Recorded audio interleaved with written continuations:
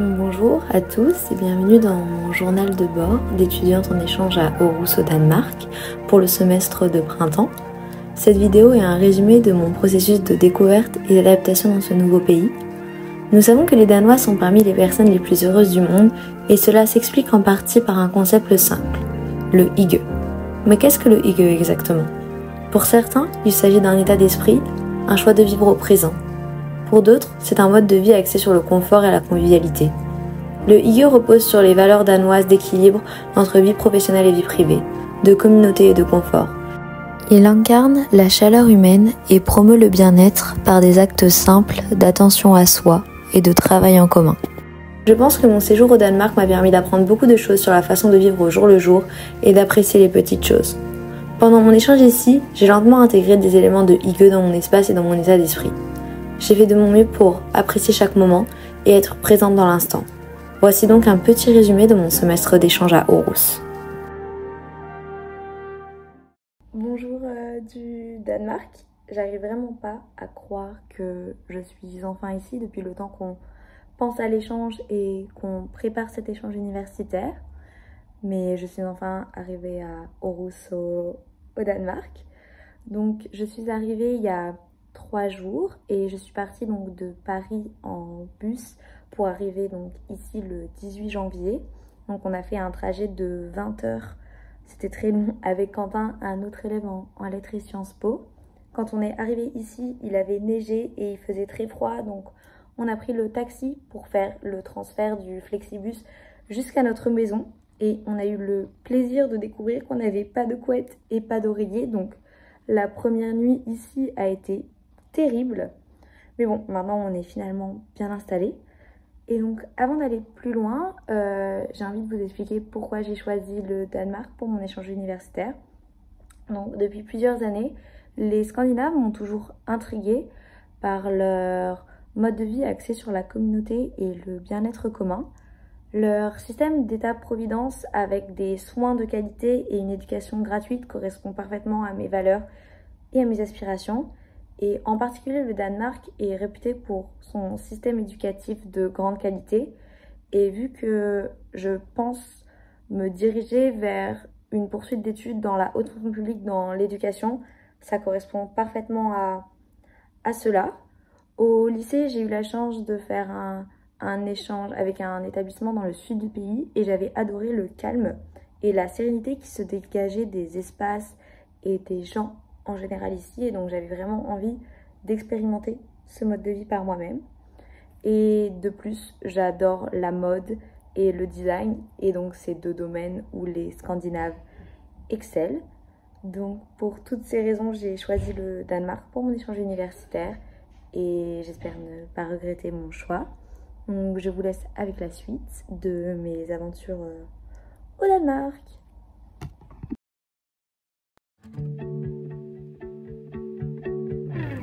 Je vais commencer par vous présenter la ville d'Aarhus, aussi appelée la ville du sourire.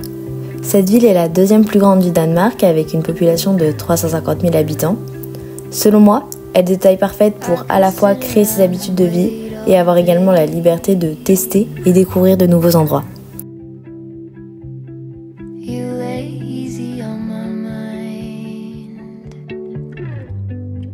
Le quartier phare de Aarhus, c'est le quartier latin, avec ses rues pavées et ses cafés cosy. La culture du hygge y est particulièrement présente car elle est liée au fait de se retrouver entre amis et de déguster une pâtisserie sucrée comme le fameux cinnamon ou cardamom bun. Ici, c'est un de mes cafés favoris à Aarhus, appelé La Cabra.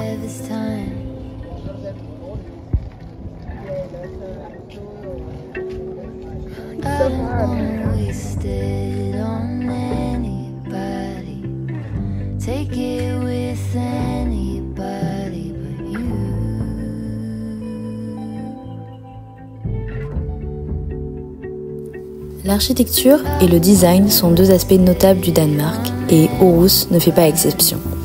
Les rues sont grandes, propres et en immenses lignes droites.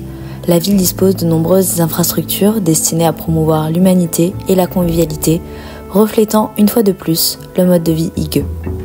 De nombreuses maisons danoises sont construites avec ces cours communes où les voisins partagent le jardin et l'espace commun. un de mes quartiers préférés, Aarhus Haut, illustre parfaitement cette passion pour le design moderne et la fonctionnalité, tout en restant fidèle aux valeurs de confort et de bien-être.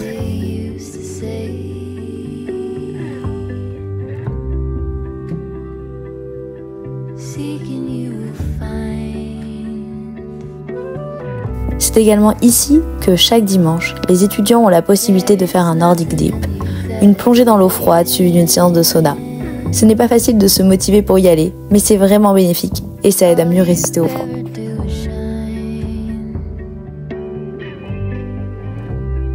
Aarhus offre également de nombreux espaces verts et naturels avec des forêts, des parcs et même des plages, ce qui est très agréable pour se promener et profiter de la nature.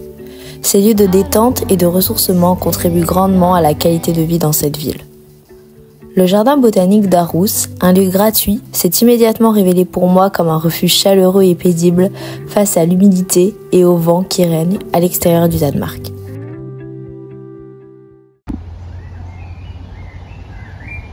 Un site culturel incontournable à Aarhus est le musée d'art contemporain Aros.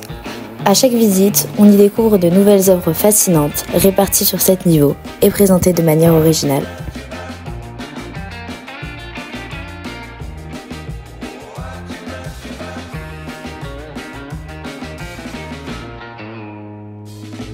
Un autre endroit très sympa est le Aros Street Food, qui est un hall d'alimentation avec un grand nombre de stands de différentes cuisines locales, mais surtout du monde. Cette fois-ci, j'avais mangé népalais et c'était vraiment très bon.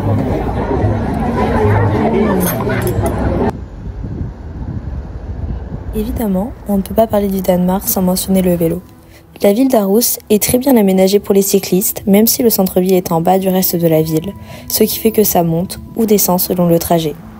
Pour ma part, j'ai choisi de louer un vélo pour mes déplacements.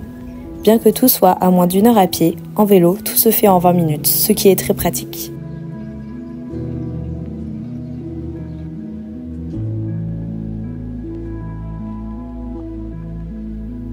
Pour être honnête, les premières semaines, si ce n'est mois, ont été très compliquées pour moi. Il a fallu s'adapter à un nouvel environnement sans aucun repère.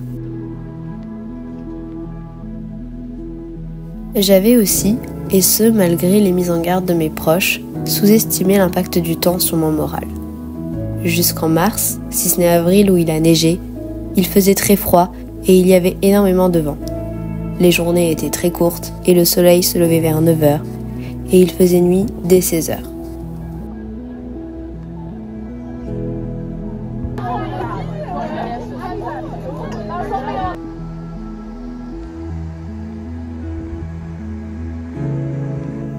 C'est au retour des vacances d'avril que je me suis enfin sentie chez moi à Aarhus. La ville n'avait plus aucun secret pour moi et je pouvais m'y promener librement, sans aide. Cela correspond au moment où les jours ont commencé à vraiment rallonger pour tomber dans l'autre extrémité, soit des ensoleillements de 20 heures, et les températures augmentaient, passant les 10 degrés et avoisinant même les 20 degrés.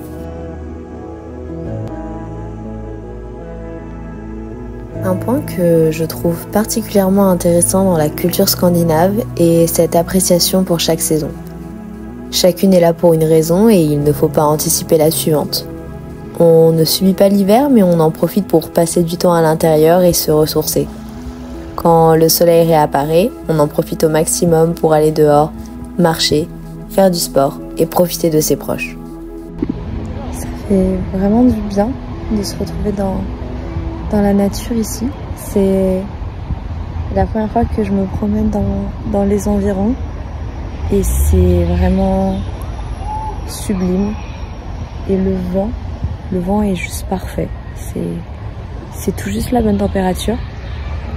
Et on nous a dit ici quand on est arrivé que les étés danois étaient les meilleurs. Et je pense que maintenant je comprends pourquoi. On entend les oiseaux.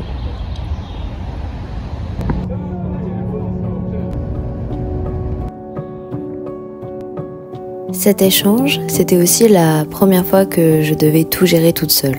Le budget, les courses, les papiers, les démarches, et cela m'a beaucoup stressée au début.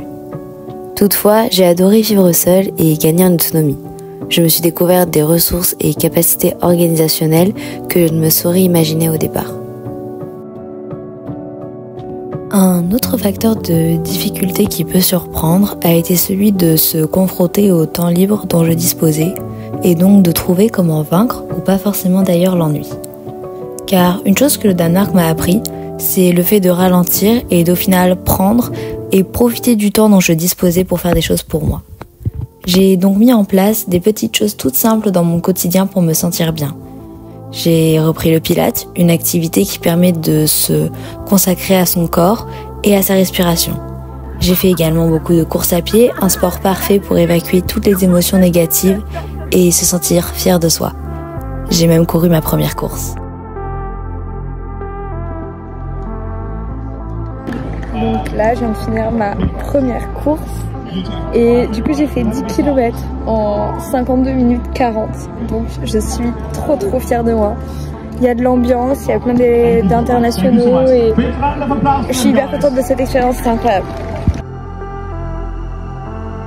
Vivant seule, il a été important pour moi de me mettre à cuisiner, tester et découvrir de nouvelles choses culinaires pour moi et à partager avec les autres.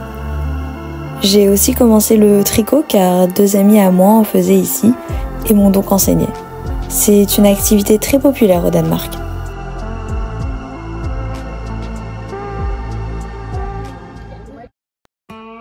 J'ai eu la chance d'être acceptée en résidence universitaire et plus précisément dans ce que l'on appelle une maison partagée.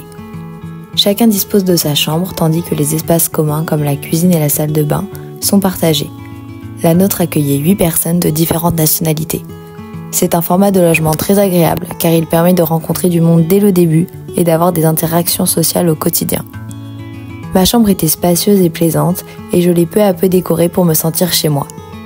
Inspirée par le concept du hygge, j'ai créé un espace chaleureux et accueillant, notamment grâce à la lueur apaisante des bougies. Tout comme on dit qu'un espace propre signifie un esprit clair, un environnement chaleureux et paisible m'aide à me sentir sereine. J'aime également avoir des livres autour de moi. Ils apportent du caractère à la pièce et sont un excellent sujet de conversation lorsque je reçois des invités. Donc ici, on a mon placard et j'ai la chance d'avoir beaucoup d'espace de rangement. Donc il y a une autre partie juste ici. Après là, j'ai une petite table et une chaise que honnêtement, j'utilise pas tant que ça. Après là, il y a vraiment mon endroit préféré de toute ma chambre qui est cette grande fenêtre, donc qui fait que ma pièce elle est très lumineuse avec une petite bougie, une petite pièce en céramique donc que j'ai acheté à Aarhus, des livres. Ici on a donc mon lit avec la couette et l'oreiller et les draps qu'on a dû acheter dès le lendemain de notre arrivée parce qu'elles n'étaient pas du tout fournies au sein du logement. Ici on a donc mon bureau qui me sert à travailler, à lire, à peindre, à faire ce que j'ai à faire. Et ici, on a un dernier petit espace de rangement avec des petites plantes parce que je trouve que ça égaye tout de suite l'intérieur.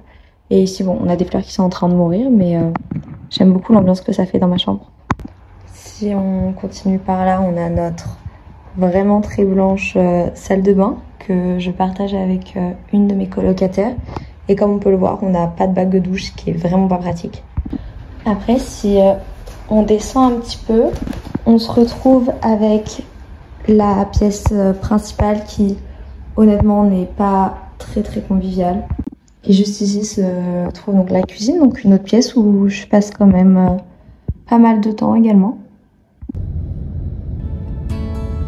Un aspect marquant de mon Erasmus a été les voyages et les excursions que j'ai commencé à entreprendre 1 mois après mon arrivée, préférant d'abord m'adapter et m'intégrer à ma nouvelle vie. Le Danemark étant relativement petit, j'ai eu l'opportunité de visiter une grande partie du pays, notamment durant un road trip avec mes amis, organisé pendant les vacances de Pâques. Ce voyage a été particulièrement agréable malgré la météo capricieuse.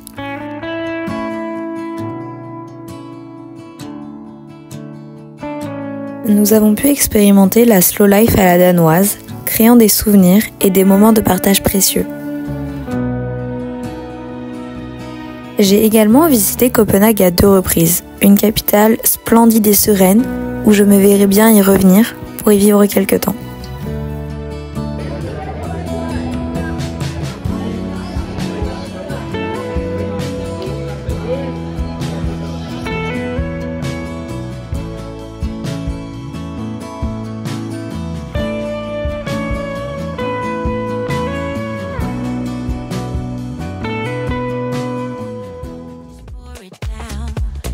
Mon exploration ne s'est pas arrêtée au Danemark.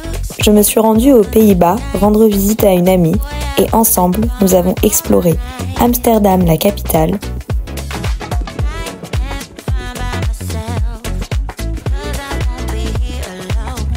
la ville universitaire de Leiden et enfin le charmant village de Kökenöf, célèbre pour les tulipes. J'ai également exploré Stockholm, sous la magie du soleil de minuit lors d'un voyage mémorable avec ma mère.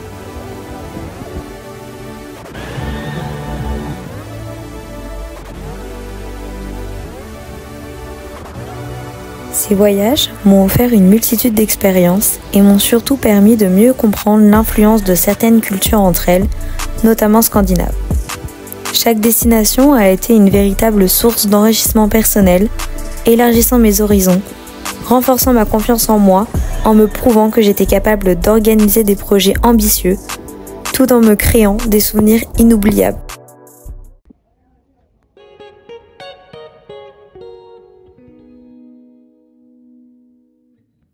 Les cours ont commencé pour moi le 5 février et se sont terminés le 24 mai.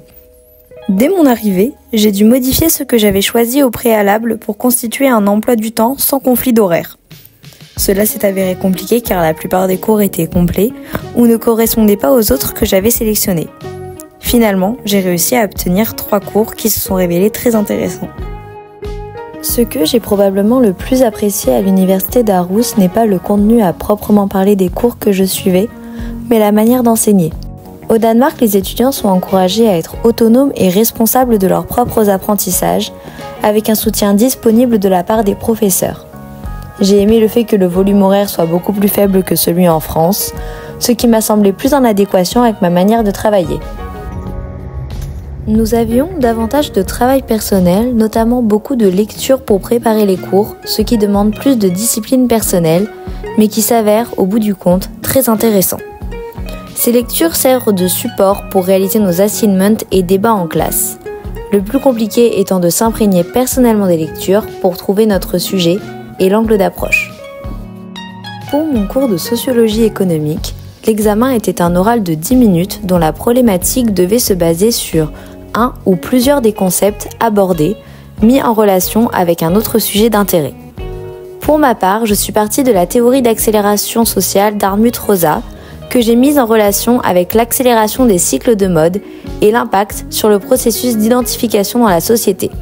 J'ai adoré approfondir et confronter à la fois la sphère académique et une autre de mes passions, la mode et l'étude de son industrie. Les étudiants travaillent souvent en petits groupes sur des projets réels, favorisant la collaboration et l'apprentissage pratique. Dans mon cours d'humanité environnementale, nous avons réalisé un projet de jardinage afin d'expérimenter nos connaissances. Par la création de ce jardin intérieur, nous avons dépassé le cadre théorique pour s'engager dans une expérience pratique et transformatrice. Souvent, les cours sur l'environnement se limitent à la lecture et à la discussion, sans impliquer les étudiants dans la création de changements concrets. Par l'action, nous avons pu pallier à l'anxiété climatique qui découle normalement de ce sujet, par le simple fait de s'engager et de voir ce qui est faisable à notre échelle et comment l'imaginer à une plus grande. Au Danemark, les cours sont interactifs, encourageant les discussions et les échanges d'idées entre les étudiants et les professeurs. Le travail en équipe est encouragé, favorisant un sentiment de communauté et de soutien mutuel. Au sein de mon 3e cours, qui était une classe de géopolitique sur l'Ukraine et la Russie, nous avions un groupe de travail avec qui on discutait à chaque séance des thématiques abordées en classe, en relation avec nos lectures et aussi de l'avancée de nos assignments, ce qui permettait d'avoir un retour direct sur notre travail. Ici, le but, c'est que tout le monde réussisse ensemble, et ça, c'est le gros point fort du modèle éducatif danois.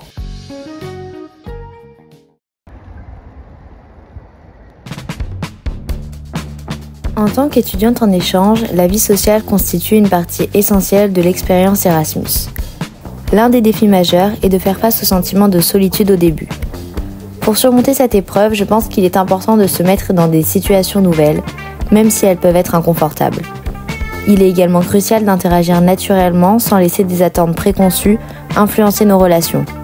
Ne pas anticiper le type de personnes que l'on souhaite rencontrer et se laisser simplement porter par les rencontres. 2 conseils qui m'ont aidé: prendre l'initiative en proposant des activités aux autres. On a très froid et qu'on attendait le lever de soleil, là il est levé et quand tu regardes le soleil, ça réchauffe les pupilles.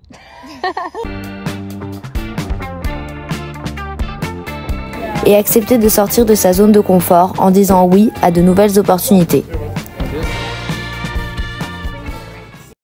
Pour ma part, j'ai rencontré de nombreux étudiants internationaux, notamment originaires de Scandinavie, ainsi que des Danois, principalement à travers mes cours. J'ai également formé un petit groupe de copines françaises avec qui nous avons rapidement instauré nos petits rituels, menant une vie semblable à celle de véritables étudiantes locales à Aarhus. Nous adorions découvrir de nouveaux cafés et restaurants, et chaque dimanche, nous avions pris l'habitude de faire un brunch.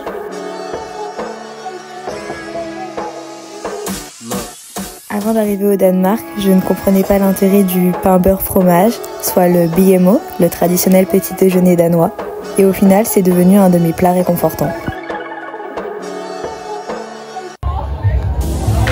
Le vendredi était consacré aux sorties grâce à un concept unique à Aarhus, les Friday Bars. Des bars ouverts dans et sous les facultés de 16h à 2h. Ce jour-là était généralement celui des sorties pour les étudiants danois. Je n'ai jamais été particulièrement fan de ce genre de sorties, mais pendant mon Erasmus, j'ai appris à les apprécier. Entourée d'étudiants internationaux, j'ai découvert une autre façon de socialiser et de m'amuser, transformant ces moments en souvenirs et expériences enrichissantes.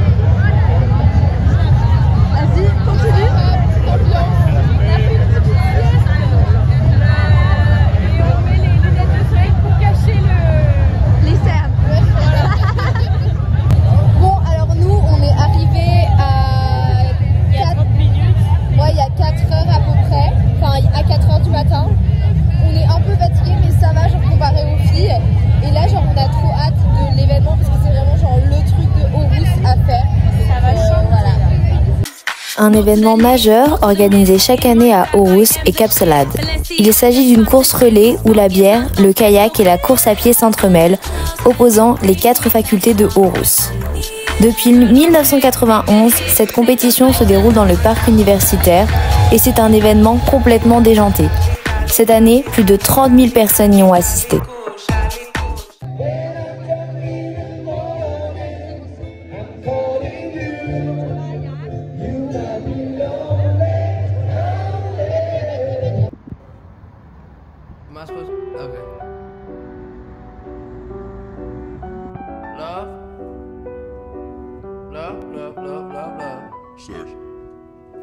Mon dernier mois à Aarhus a été marqué par de nombreuses célébrations, de dernières fois et des au revoir.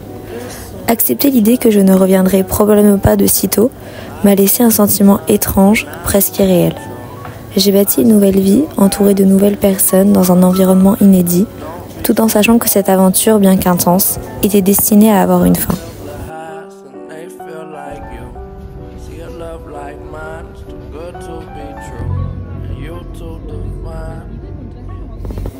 Malgré tous mes efforts pour apporter des changements dans ma vie, telle que je la connaissais, le fait d'être née et d'avoir grandi à Poitiers faisait que quels que soient mes efforts pour explorer les moindres recoins de ma ville natale, tout me paraissait toujours familier. Rien ne me semblait jamais me surprendre ou me mettre véritablement au défi. Avant mon départ, j'avais l'impression d'être coincée dans une routine et j'appréhendais le semestre qui m'attendait. Filmer des moments de vie m'a permis de prendre conscience de la chance que j'avais d'être ici. Petit à petit, j'ai compris que l'inconfort initial faisait partie intégrante de l'expérience. Sortir de sa zone de confort est certes difficile, mais c'est précisément ce qui rend l'échange si enrichissant. J'ai appris à vivre seule tout en réalisant l'importance d'être bien entourée. Ce séjour s'est transformé en une parenthèse dans ma vie d'étudiante souvent surchargée, me permettant d'apprendre à lâcher prise et à savourer le moment présent. J'ai beaucoup réfléchi au temps qui passe et aux joies de grandir tant physiquement qu'émotionnellement. À 20 ans, alors qu'un chapitre de ma vie se termine de manière douce et amère, j'accepte enfin les fins en les percevant plutôt comme des débuts. J'accueille la croissance qui accompagne les années et l'expérience, et je choisis de voir mon départ du Danemark comme le commencement d'une nouvelle aventure. Ce n'est pas tant pour dire je suis tellement plus heureuse maintenant, ce qui n'est pas tout à fait juste, mais pour souligner à quel point cet échange a transformé ma vie. Il a changé ma vision des choses, m'a donné confiance en moi et m'a permis de me sentir complète, indépendamment de ce que je fais, de ce que j'étudie ou de mes succès professionnels. Ce séjour m'a offert bien plus qu'une simple expérience académique et pour cela je tiens à remercier tous ceux qui ont contribué à rendre cet échange si spécial et inoubliable.